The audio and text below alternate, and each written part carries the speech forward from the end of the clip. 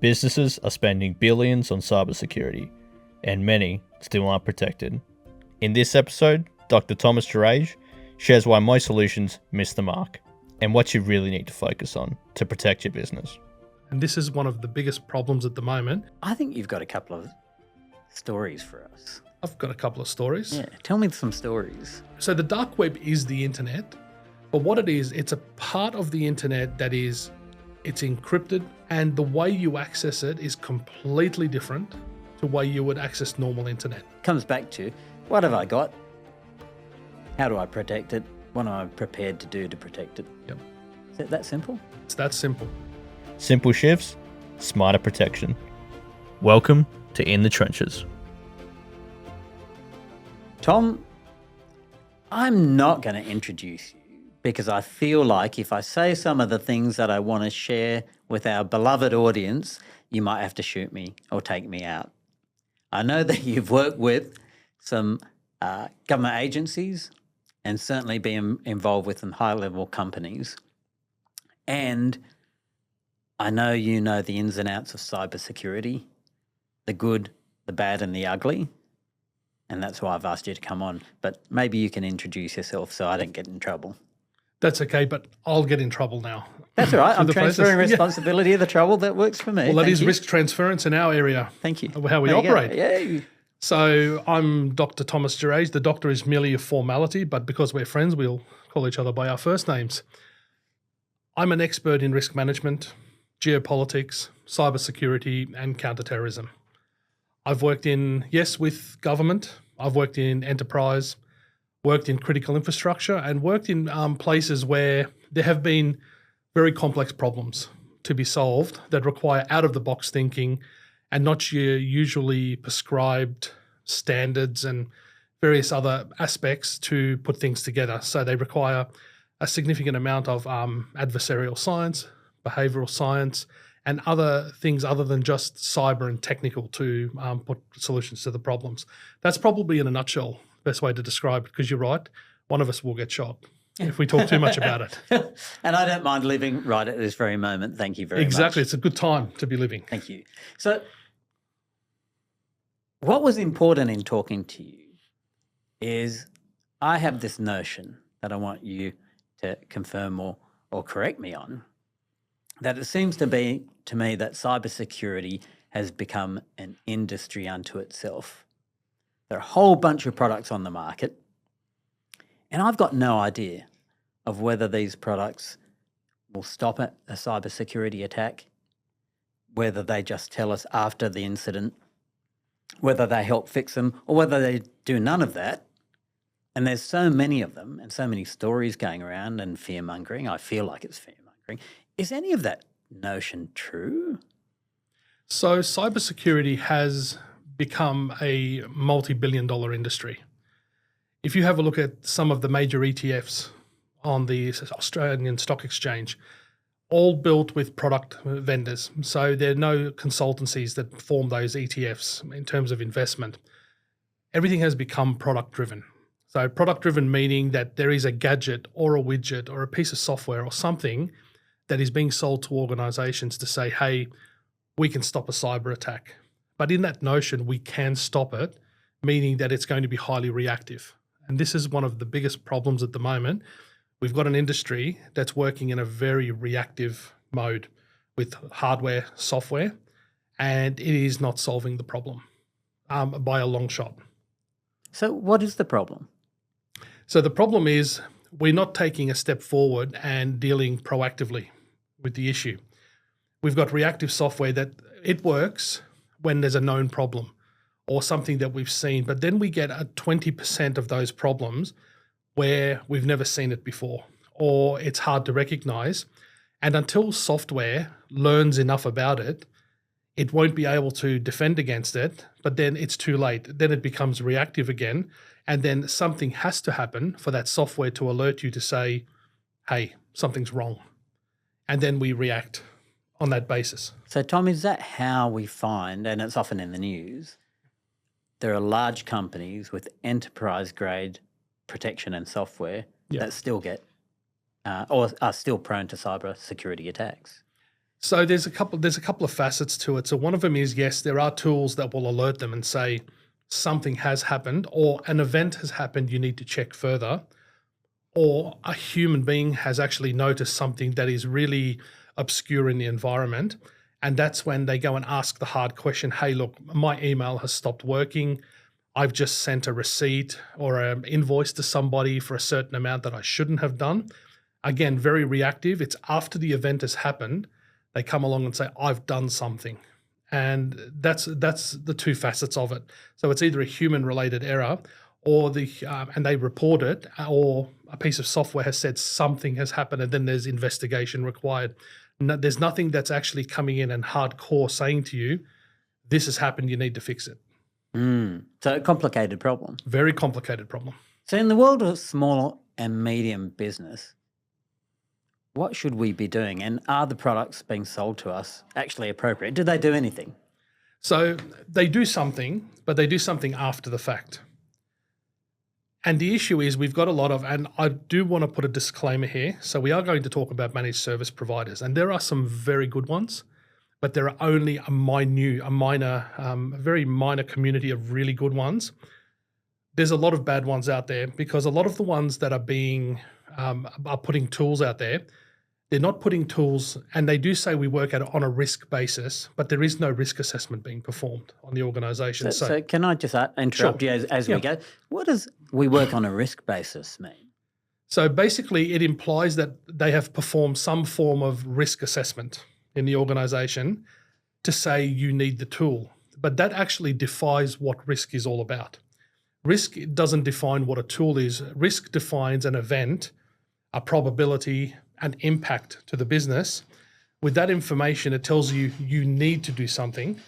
From that perspective of needing to do something, you then could put a tool in, a piece of governance, maybe you need to write a policy or something like that. But when they do say it's doing it on a risk basis, it's basically overselling and over-marketing on something that hasn't really been done. So how much of the industry do you think sells or pushes product that's not really fit for purpose? I would say about 80% of the service providers are selling it basically because they don't understand the real problem and they're trying to band-aid fix problems as they come in. But again, it's just being very reactive.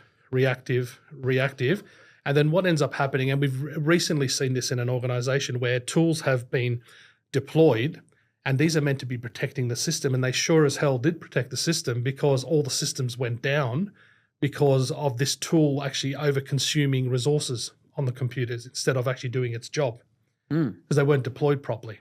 So there's also that element of if you don't understand how this tool is going to fit into the mix, you're not going to really do well in protecting the environment from a reactive stance as well.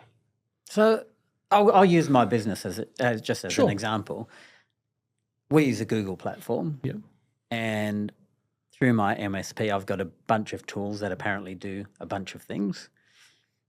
And compliantly, we have all these bits of protection in place. But I've been told that Google has a bunch of tools that probably we're not using that could do the same job or maybe do the job even better. What's the truth in that? So there is a lot of truth in it. So what happens is your MSPs come in and providing you endpoint protection.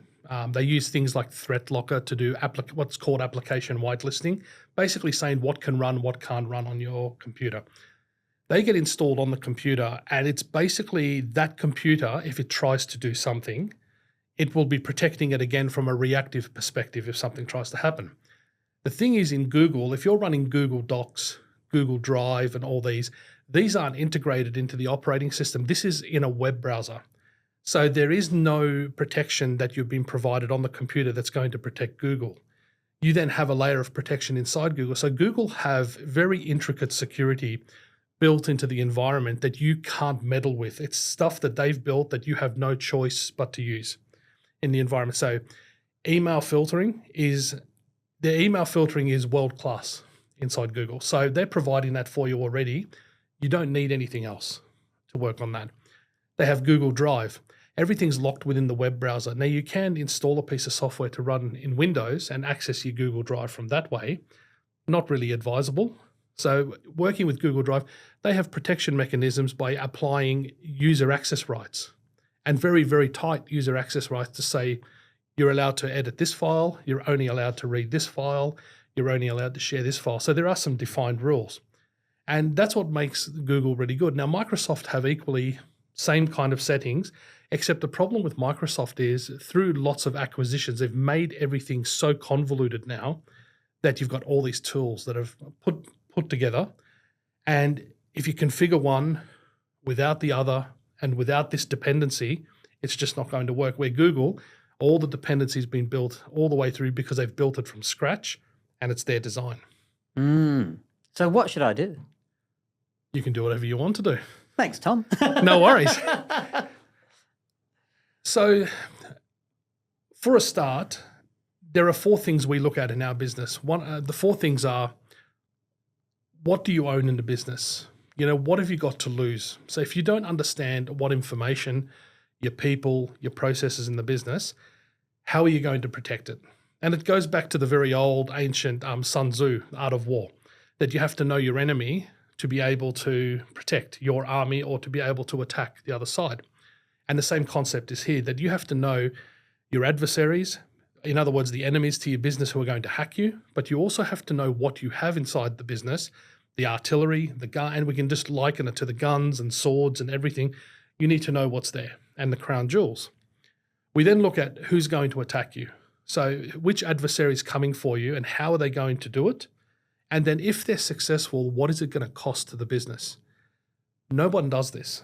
So there's a misconception with risk assessment that it's about doing an audit against a standard, where auditing and assessment are 2 totally different things.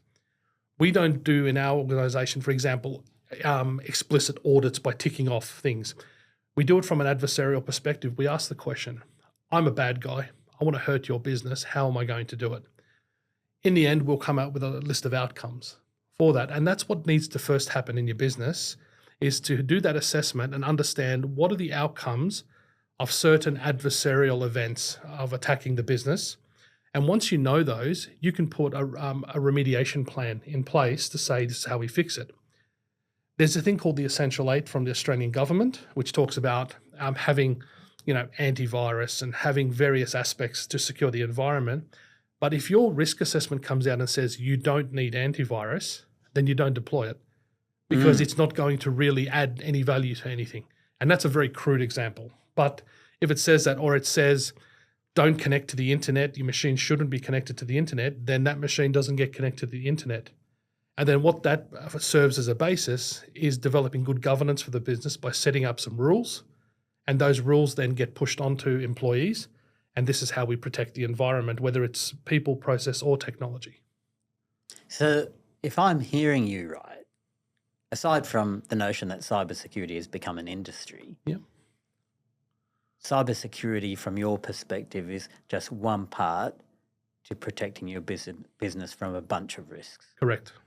And it doesn't necessarily have to be, I'm going to install this product and it'll save me, because that may or may not work. Absolutely. And that's and you're very correct in that.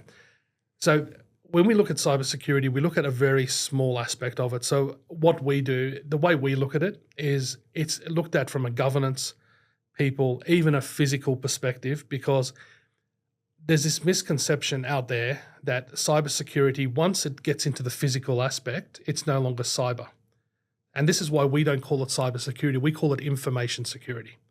So it's about the information and the asset in the business. So if I can walk out of the business physically with a laptop, I have basically created a data breach. And then you conduct a risk assessment to see to what extent that data breach has occurred. And maybe you have an encrypted laptop. Maybe the laptop has got a broken hard drive in it now and it won't operate. But the thing is, I've walked out with something and now I've got opportunity to see what I can do to the business with that.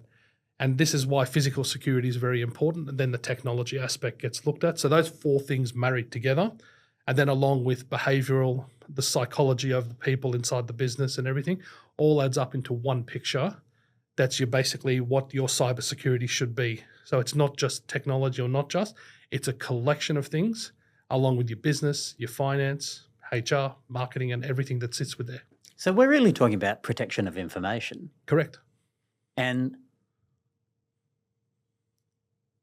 cybersecurity is one portion, but I want to break that down a bit more, because it sounds to me as if through a bunch of tools, whether they're native to Google or Microsoft, or we get them outside of that, is it less likely that somebody from outside is going to attack me? Potentially, it's more likely someone from the inside, whether they mean it or not, but let's call them, they will attack me. Yep. Or the business, let's call it the business information. Is that right? Correct. There's a lot of protection from external threats now. So you've got firewalls. Google's got firewalls. Everyone has firewalls and intrusion prevention, intrusion detection, all sorts of stuff to detect. Again, after the fact something's occurred, it picks it up. The biggest issue we have is that internal threat in the business, or the internal, what we call the adversary internally. That person, whether, like you're saying earlier, whether it's accidental or whether it's intentional, they are the hardest to detect, but they are also the most dangerous, because when you think about an accountant who has access to the keys of the kingdom, and then just one day there could be one bad conversation that happens between the CEO and the CFO in the organization, the CFO decides, all right, I've had it. And then next minute, a bunch of emails get rolled out, a bunch of financial transactions occur. Now, while they can be reversed and all that, it's the notion of having that nuisance in place to have to fix that up can cause the business significant amount of money and time and effort to reverse that. And sometimes the damage can be permanent and not reversible too, depending on what happens, because they could send the money to an overseas entity, and then that overseas entity, very difficult to trace money and get it returned back and all that. So internal people, it is very, very scary what can be done now.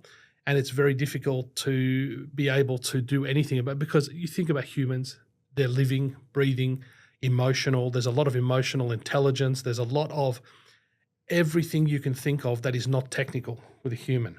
And they make decisions and they get upset and all these other aspects. And that leads into how much impact is going to be caused to an attack. I mean, we've been to sites where all data has been deleted purely because someone was angry. They got fired from a role, deleted everything, and there was no backup for the data. It was a big oops. Now, the good thing about it is if you're on certain plans with Google, there's a data vault there that holds information, which is really good, but it will be old information. And the good thing is you can restore that back. So that then starts talking about the governance of your data, who has access. And just because you've got mates in the business and all that, you don't give your mate the full keys to the kingdom just because you're mates. You only give them enough access to be able to do their job in the organization. As they get higher, more privilege is given. That more privilege becomes the problem, because then you not only can delete data, you can authorize transactions without somebody else doing that. And that's, again, without a risk assessment, without understanding what you've got to lose, you're not going to be able to identify those. So again, this is protection of information. Correct. And I'm going to come back to the people element in a second. Yep. I want to focus on the digital side and the external Sure. threats. So let's say I've got a company. Yep. We hold a lot of customers' private information. We've got firewalls. We've got a bunch of things in place. So Johnny from Russia, let's say, can't hack into my system. Yes. Let's say it's safe. My people inside of the business, they're awesome. Yeah. None of them would do any harm. What would you do internally to have a look at that and say, those guys pose a threat, even though they're passive?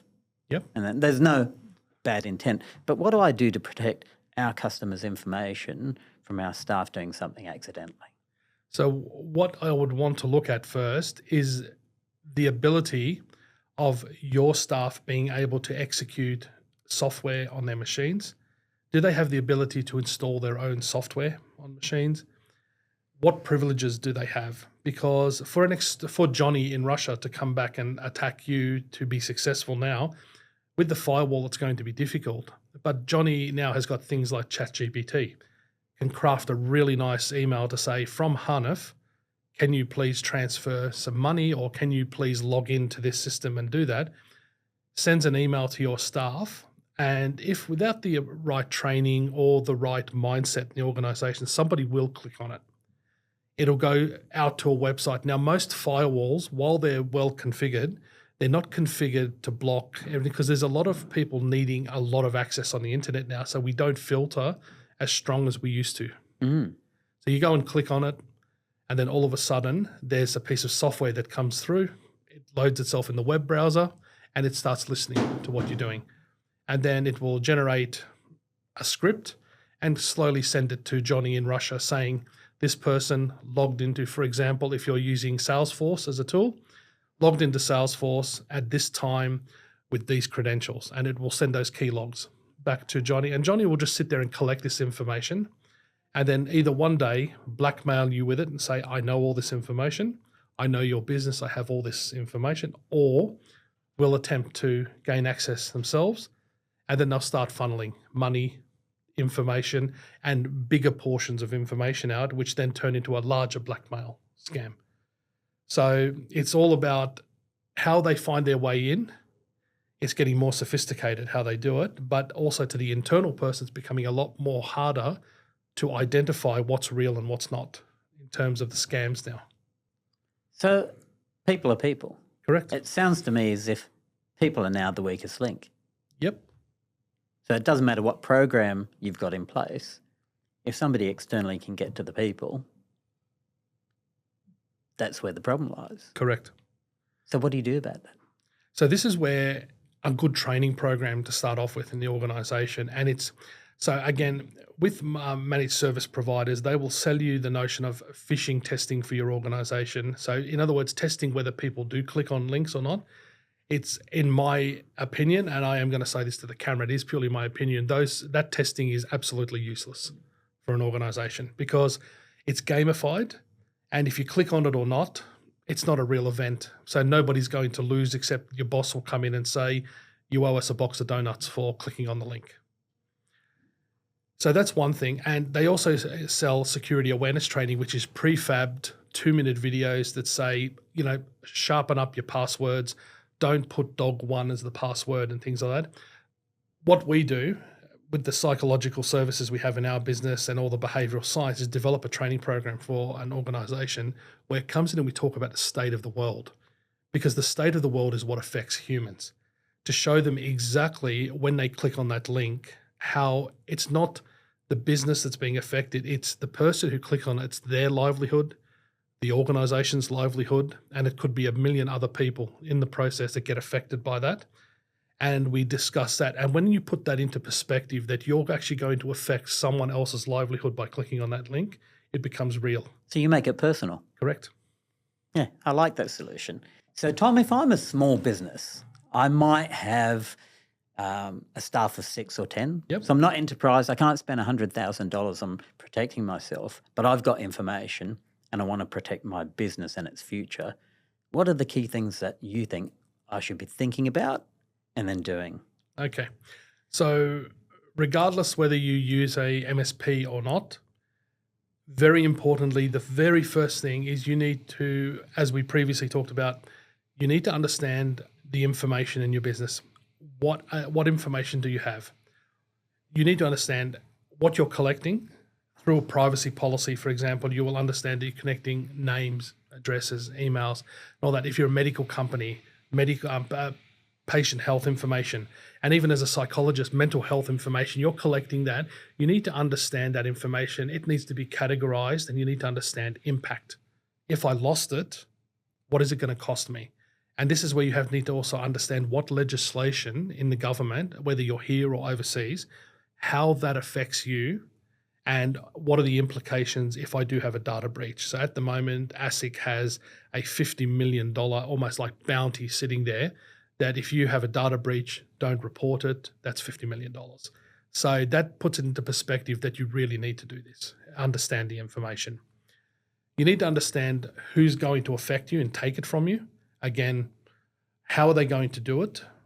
And then you need to understand what it's going to cost. So very important, that cost, because then that's going to open up conversations with your insurance and various other aspects, your regulators that put regulation on you depending on what business you have. And that's the first step, to understand this is what I have. I have this pool of information, and what am I going to do with it? The next step is to conduct a risk assessment. And through that process of collecting it, you will be conducting the risk assessment of understanding how is it going to hurt me and my livelihood of the employees and all that type of thing. You get through that, and then you'll have a list of things you need to do. And they will translate into, okay, if I have this information and it's all worth different, then I need to potentially create something like an information classification scheme for my business.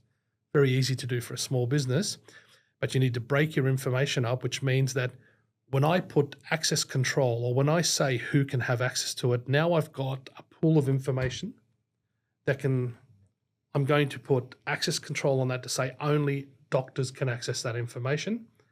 The practice manager can never access the medical records in there. And that's what we're doing it for, to know who's going to have access to the information. And then we know that if there is a data breach, it's going to be very minimal who had access to it, so we can narrow down what that is. And these are very simple things that businesses can do. And here we're not even talking about tools yet. We're just talking about processes in business. And this is very good hygiene for the business. But once you do all this, you have to document it. And whether it's just on 3 pieces of paper or whatever, but this is how we configure a doctor, the practice manager, for example, a psychologist that comes into the business. If we're going to share information, this is how our IT provider will be allowed to access, because it's patient health information. IT provider is not allowed to have access to them under the Records Act or whatever act that is that governs that. So it's very important. The IT provider is not given the world access just because they need it, and make it easy for them. And that's some of the things that businesses need to do first, is start thinking about those little things. And then if you don't have an IT provider, you need to make sure all that is translated into rules, processes, and everything. So then you can go to the IT provider and say, this is how we run our business. This is how we do accounting, see a patient, etc. So the IT provider can look at it and say, okay, we understand the business. This is what we do. And these are the tools we're going to give you.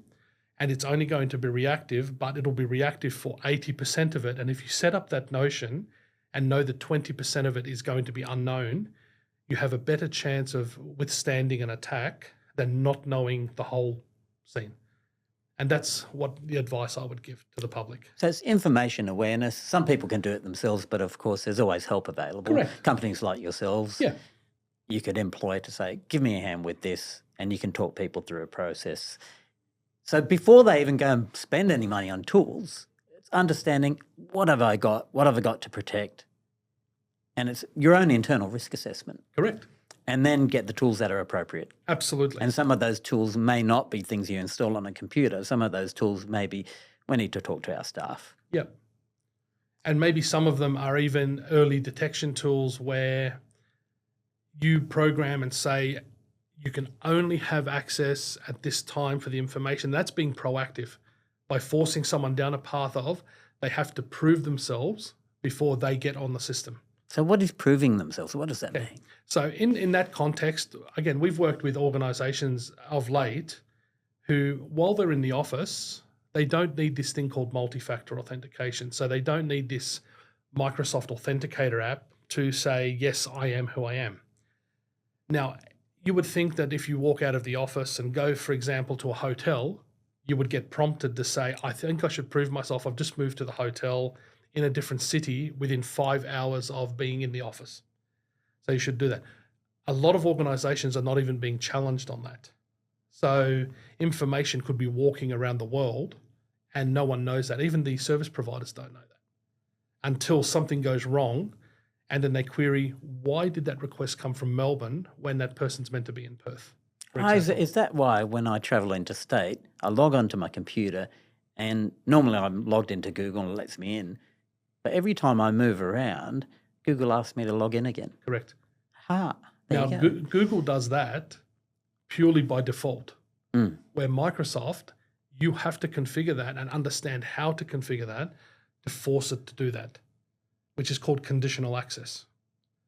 So this is why there is contention between the two environments, Microsoft and Google which one's better. In the end of the day, if you're just writing basic documents and you're just doing basic spreadsheets and all that, you go for the Google platform. If you want something more complex, sure, go for the Microsoft.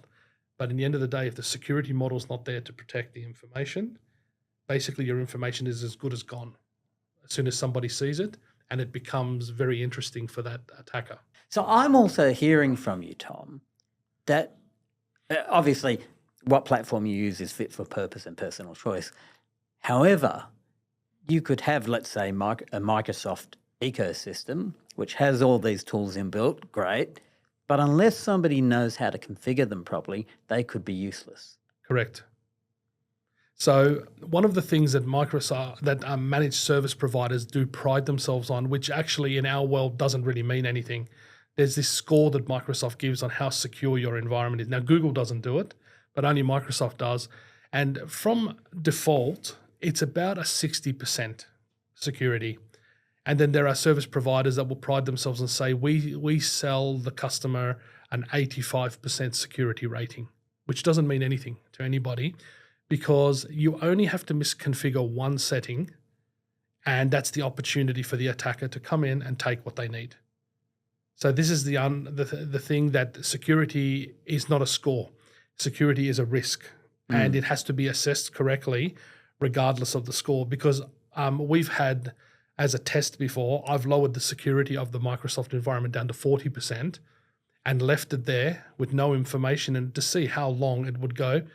And because there was nothing interesting there, but we did a risk assessment on how we run the environment, we got attacked, but nothing was taken, nothing was opened or anything like that. So it's basically how you advertise your business, how attractive you are, and everything is what an attacker looks for. And then they look at your Microsoft systems and say, okay, I'm going to attack that. This is what I'm going to do. This is what I'm going to take. All because they find one opening that gives them just enough information to understand what the environment looks like. So let me follow that through. Yeah. Tom, I know I'm pointing at you. It's meant to be very rude, but, there you got it. We're friends. You're allowed to point at me. Thank you. I'm going to do it. Oh, it feels so good. Let me keep doing that. I've seen videos of this, and it's been on the news, where in some countries there are corporations who make their money out of hacking. Yep. You go into a building and it's full of hundreds of people diligently at their computer trying to get in. If I've got a platform of any sort and a bunch of tools that aren't configured properly, and these guys look at my information and think, maybe there's stuff in there that could help us to extort somebody, because they want money, right? Correct. And they're a business, so they're making money. So their business is to make money by extorting you somehow. But they've got to get inside to hold you ransom with some information. So is it the case then that if I've got a bunch of tools which I falsely believe are protecting me, but they're misconfigured, I become easy pickings for these guys? Correct. So you become a very easy picking, because when you've got 2 million people in China, for example, who are employed by the government solely to be doing reconnaissance on the internet 24 hours a day, and what's scary now is they have some of the most advanced AI that's doing it without humans now, and it's all automated. And all they do is they put a range. So there's these things called IP addresses, which are the unique addresses of everyone on the internet. And they just put ranges of them and tell the AI, just go and scan. Do nothing else, just scan and have a look what's open. And then it will report back and say, hey, look, we found 15 government departments in Australia. They've got websites and tools and all this stuff's open. And then someone will look at it, and then that's narrowed down the attack and made it much easier for them now. Then they feed the AI on this information. Can you go and probe some more? So it's basically 2 million people doing this constantly with AI sitting in the background. And then eventually they will find one that looks interesting. And it could be a government department and whatever.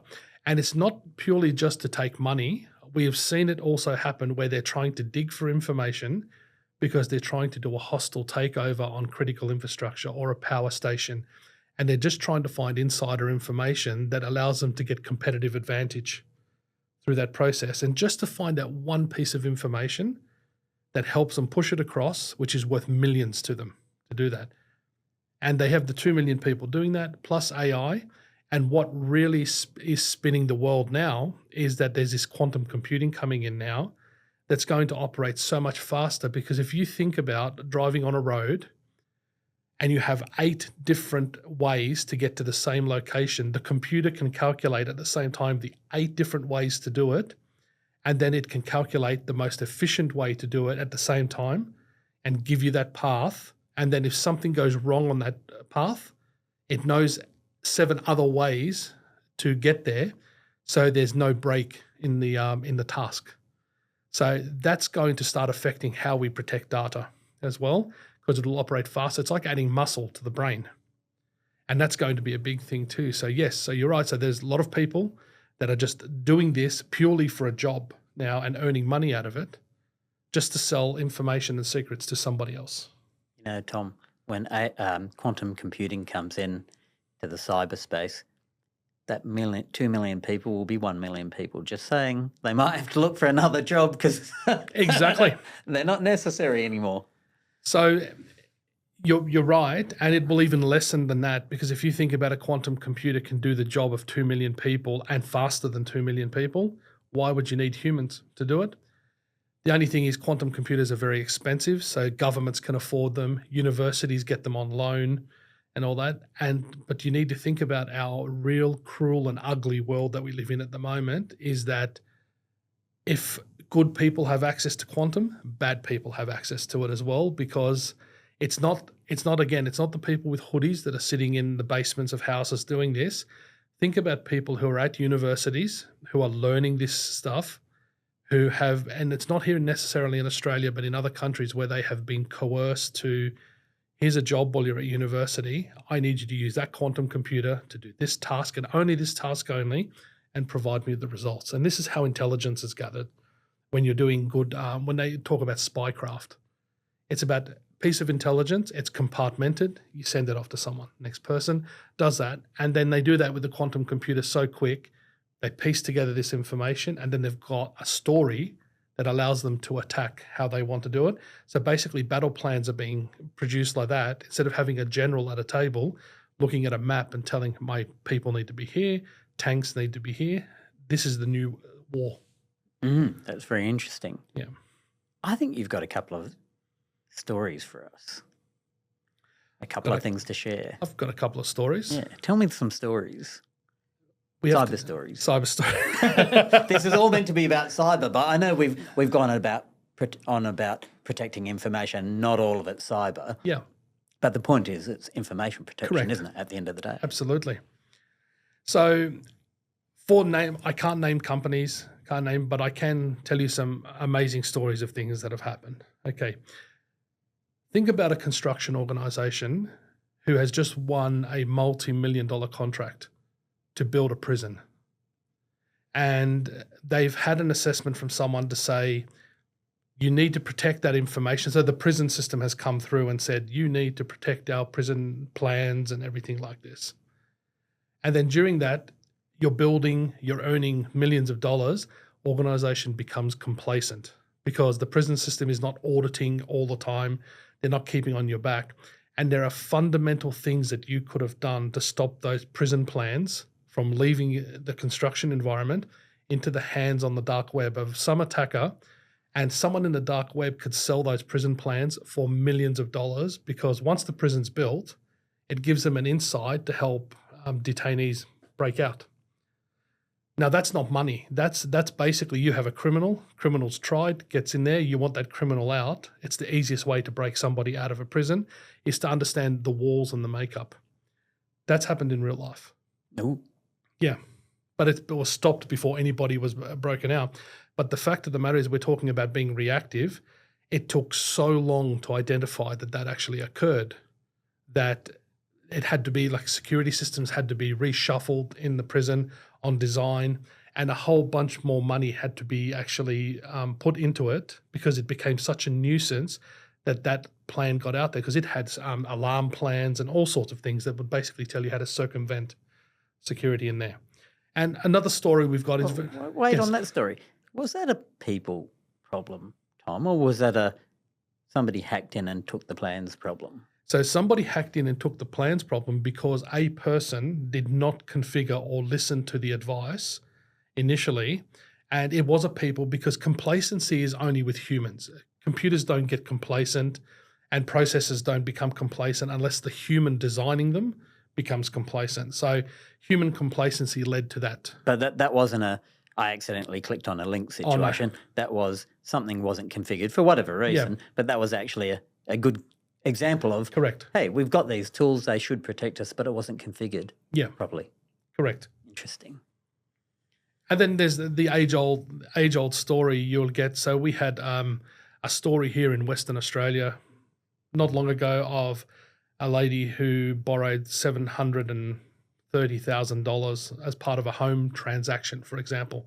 Now, if you think about that's your livelihood, your home, and for some obscure reason, email gets compromised, and then there's somebody transacting on behalf of this person with the settlement agent and the mortgage broker for a quick settlement, and a whole bunch of money gets transferred to the incorrect bank account through that process. And then somebody has lost their home, their livelihood, is unable to recoup the dollars and all that. Cyber insurance comes in and says, why did this happen? And we're not going to cover it and all that. And again, it is a people problem, because there are controls and there are things that you're told to do, and some organizations just don't do them, to the point that there are class actions, and there are actions from ASIC that are being taken against organizations now in the vicinity of $1 million to $10 million of fines and things like that, because, say, for example, financial planners haven't been doing the right thing, and they've been told many times to do it, and they've got audit reports because they get externally audited. External audit have got to submit those audits now. Fix your problem, fix your problem, fix your problem, never gets fixed, and then all of a sudden you get hacked. Yeah. Dark web. Everybody I talk to is going, ooh, the dark web. What is the dark web? Okay, so think of the internet as two layers. So we have the internet we can see. There's a part of the internet so the dark web is the internet, but what it is, it's a part of the internet that it's encrypted, and the way you access it is completely different to the way you would access normal internet. So you have to be on the normal internet, and then there's a bunch of tunnels. It's almost like tunneling in. You've seen the movie The Great Escape. Yes. Yeah, and it's the same thing with the tunnels, Tom, Dick, and Harry. Okay, they had to dig 3 tunnels, okay, to get out of the compound, and only one of them worked. And it's the same thing with the dark web. You've got tunnels to get into different parts of the internet, and one of those tunnels leads into a very dark place. It's where you can sell contraband, deal drugs, sell information. It's not indexed like the normal internet. Say you can't go to Google and say, I want to search for something. There are no search engines. So you have to know what you're looking for to be in there. There is human trafficking that occurs there. You name it, any criminal activity that can occur will occur in the dark web. And it's a very, very dark place. Law enforcement now are starting to get a lot smarter about it and getting themselves into that area to be able to start identifying. The thing is, the criminals have been acting in there far longer than what law enforcement have been operating in there. So they're actually not with the times as you have with people who are very seasoned criminals from that perspective. So I've bought, through my managed service provider, dark web monitoring. Yep. And the notion is that they can tell if any of our information, our company information, is being ferried around on the dark web. Yep. Is that true? So can I ask you a question? Yes. So is it any information, or is it just your credentials? So they didn't specify. Yeah. So managed service providers, with the price that they charge you, the price point they have, it will only be for credential. And what is a credential? So for example, if you've got a domain joeblogs.com as an organ, and your organization's Joe Blogs, and those systems monitor joeblogs.com to see if that domain is compromised. So if it appears in the dark web on any forum, and if it does, it'll alert you to say your credentials have been compromised. Now, these could be your credentials for Microsoft 365. If you use that joeblogs.com to log into LinkedIn, it could be your LinkedIn credentials and all that. So what it does, it identifies those simple things that happen, but those simple things aren't a big problem because once the credentials get identified, you can change the password. It's done. It's no big deal. But what if I was to take information from your business, the financial records of 100 people, the pay slips of 100 employees and all that, and put them on the dark web and then sell them in an encrypted vault to the highest bidder? Those tools will not detect things like that because joeblogs.com is no longer in that fix. It's just information sitting in a zip file called smile.zip. So again, it comes down to how do I protect my information to start with? Correct. Because it can only end up, from what I'm hearing, on the dark web if somebody has accessed it in the first place. Correct. So it still comes back to, what have I got? How do I protect it? What am I prepared to do to protect it? Yep. Is it that simple? It's that simple. Cybersecurity made easy. Thanks, Tom. If people want to get in touch with you, how do they find you? So we have a wonderful email address called hello@shimazakisentinel.com. And how do you spell that? SHIMAZAKI Sentinel, SENTINEL.com. Beautiful. And we'll post that. 'Cause Sure. I don't know about anyone else, but I'd forget all that. And I just wanted to see if you could spell it. There you go. Thanks for coming on, Tom. Not a problem. Thank you very much. You're welcome.